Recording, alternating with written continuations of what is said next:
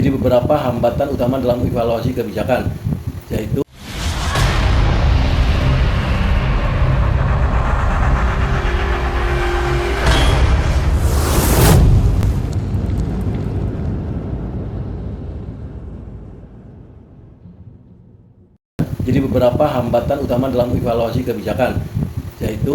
satu, ketidakjelasan tujuan kebijakan. Jadi tujuan kebijakan itu mungkin tidak jelas atau tidak spesifik sehingga sulit untuk mengukur apakah kebijakan tersebut berhasil mencapai apa yang diharapkan. Contohnya, jika tujuan kebijakan hanya disebutkan secara umum, misalnya membangun kesejahteraan masyarakat, maka akan sulit untuk menentukan indikator yang tepat untuk evaluasi.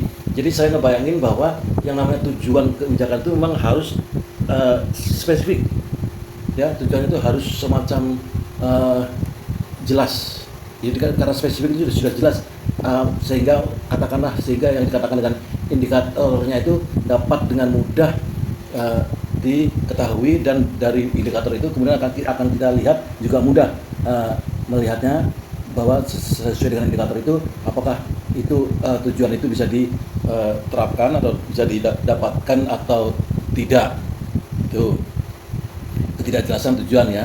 Kemudian kesulitan mengukur dampak. Jadi kesulitan mengukur dampak ini karena beberapa dampak dari kebijakan sulit untuk diukur karena bersifat abstrak, tidak langsung, atau membutuhkan waktu lama untuk terlihat. Misalnya, evaluasi kebijakan pendidikan yang bertujuan meningkatkan kualitas hidup jangka panjang mungkin sulit diukur dalam jangka pendek.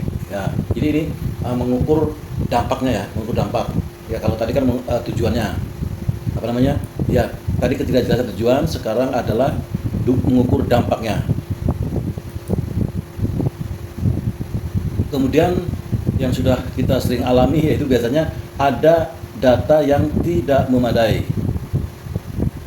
Jadi ketersediaan availability dari data yang akurat, komprehensif, dan relevan seringkali menjadi kendala besar dalam evaluasi kebijakan. Ya, contohnya, data yang hilang, tidak lengkap, atau tidak valid dapat menyebabkan kesimpulan yang salah tentang dampak kebijakan. Jadi ini sangat krusial. Ketersediaan data itu tidak hanya datanya harus tersedia, tetapi data yang tersedia itu harus lengkap, jadi juga harus valid, akurat, ya. Jangan hanya katanya, tetapi bisa dilihat secara jelas. Itu. Kemudian nomor 4, kompleksitas interaksi sosial dan ekonomi. Kebijakan seringkali dipengaruhi oleh faktor-faktor eksternal yang kompleks seperti perubahan sosial, ekonomi, politik, atau budaya yang membuat sulit untuk memisahkan dampak langsung dari kebijakan itu sendiri. Contohnya, evaluasi kebijakan pengurangan kemiskinan mungkin terganggu oleh fluktuasi harga pangan global atau perubahan kebijakan moneter. Ya, jadi terutama karena adanya faktor eksternal, ya, faktor eksternal yang di luar jangkauan, di luar perkiraan. Ya. Baik, itu hambatan yang keempatnya begitu.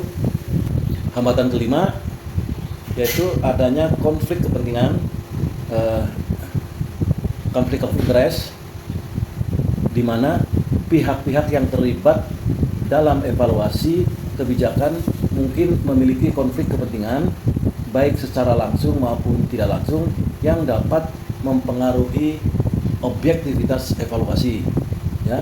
Jadi pihak-pihak yang terlibat itu, para yang punya kepentingan itu bisa ada perbedaan atau tujuan atau arahnya atau sasarannya, ya.